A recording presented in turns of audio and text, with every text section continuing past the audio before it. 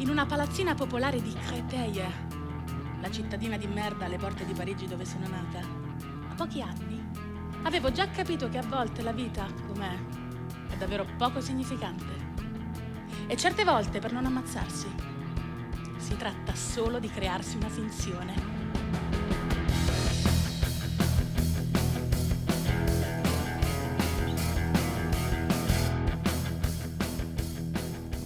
Al Bataclan continua il match durante un concerto rock. Entrano in tre con bombe e Kalashnikov. Sono una tra i primi a commentare. Anche io c'ero. Anche io sono una vittima. E ora, grazie al tuo post, non mi sento più sola. Improvvisamente sono virale, inaspettatamente sono reale. Non l'avrei potuto proprio mai immaginare che sarei diventata virale, virale, virale. Goditi il mio mondo virtuale.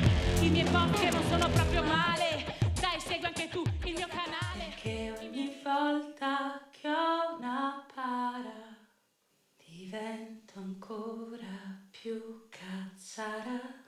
E poi mi ritrovo a sognare che io sono ciò che non ha il mondo che io avrei voluto.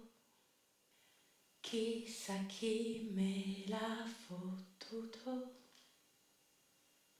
Riscrivo questo mondo qua un po' come mi va.